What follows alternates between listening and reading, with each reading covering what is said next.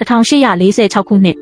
ပင်လယ်ပြင်မှာကုန်သည်တင်မောတစည်းကိုပင်လယ်ဓားပြတွေတိုက်ခိုက်ခဲ့တဲ့အဲ့ဒီတင်မောရဲ့ကပ်ပတိန်ဘာတင်ဖမ်းဆီးခံလိုက်ရပြီးနောက်ရက်ပေါင်း60ကြာတဲ့အထိသတင်းစာအနပျောက်ဆုံးနေခဲ့တဲ့သူ့ရဲ့ဇနီးရီဇော်ကတော့တားဖြစ်သူလေးစားနဲ့ခဲအိုမလေးလွှားစေပြီးတို့ကိုစောင့်ရှောက်ရင်းကျွန်းလေးပေါ်မှာအေးအေးဆေးဆေးနေထိုင်နေသူပေါ့ဒါပေမဲ့တနေ့မှာတော့သူမတို့အိမ်ကိုဓာပြတွေရောက်လာပြီးရွှေတွေတောင်းဆိုပါတော့တယ်သူတို့ကပရဆော့ကိုတာမန်အိမ်ရှင်မတယောက်လို့ထင်နေကြပေမဲ့တကယ်တော့ပရဆော့ဟာအရင်ကနာမည်ကျော်ပင်လယ်ဓာပြမကြီး Bloody Mary ဖြစ်နေတဲ့အခါမှာတော့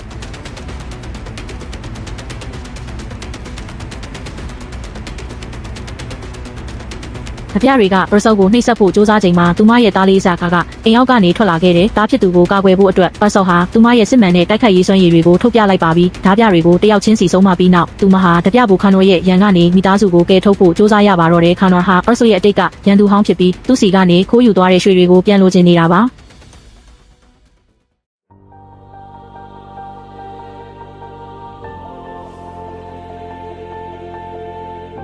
မိသားစုဝင်တွေထွက်ပြေးနေတော့စမ်းချောင်းတစ်ခုမှာဓာပြတွေနဲ့ထပ်တိုးပါတော့တယ်။အဲ့ဒီအချိန်မှာမထင်မှတ်ပဲမိချောင်းကြီးတကောင်ထွက်လာပြီးဓာပြတွေကိုတိုက်ခိုက်တဲ့အခန်းကတော့တကယ်ကိုရင်ခုန်စရာပါပဲ။ပစောကဓာပြတွေကိုဖျက်ကျော်ပြီးမိသားစုကိုကူတစ်ခုထဲမှာဝှက်ထားခဲ့တယ်။အဲ့ဒီမှာပဲသူမရဲ့အတိတ်အမှန်ကိုဖွင့်ပြောပြခဲ့ရတယ်။သူမဟာငငယ်ကလေးကခါနော့ရဲ့ဖမ်းဆီးခြင်းကိုခံခဲ့ရပြီးအသက်ရှင်ဖို့အတွက်လူသက်သမားပင်လယ်ဓာပြမကြီးဖြစ်လာခဲ့ရတာပါ။ဘာတန်ကသာသူမကိုအမှောင်ထဲကနေဆွဲထုတ်ပြီးဘဝတစ်ပေးခဲ့သူဖြစ်ပါတယ်။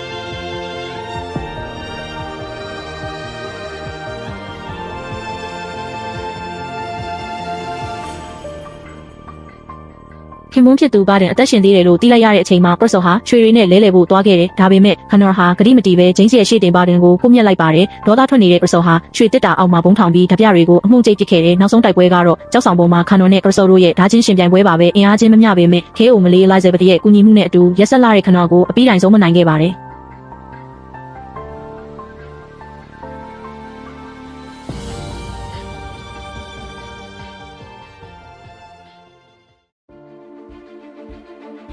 နောက်ဆုံးမှာတော့ပရဆော့ဟာသူမရဲ့နာမည်ရင်းမြစ်ဖြစ်တဲ့တားဖြစ်သူလေးစားနဲ့အတူပင်လယ်ပြင်ကိုထွက်ခွာသွားပါတော့တယ်ဒီဇလန်လေးကပေးတဲ့သင်ခန်းစာကတော့ဘလောက်ပဲဆိုးရတဲ့အတိတ်မျိုးရှိခဲ့ပါစေကိုချစ်ရတဲ့သူတွေကိုကာကွယ်ဖို့အတွက်ဆိုရင်အဲ့ဒီအတိတ်ကိုပြန်လည်ရင်ဆိုင်ရဲတဲ့တတိရှိဖို့လိုအပ်တယ်ဆိုတာပါပဲအဆုံးထိကြည့်ပေးလို့ကျေးဇူးတင်ပါတယ်ရှင်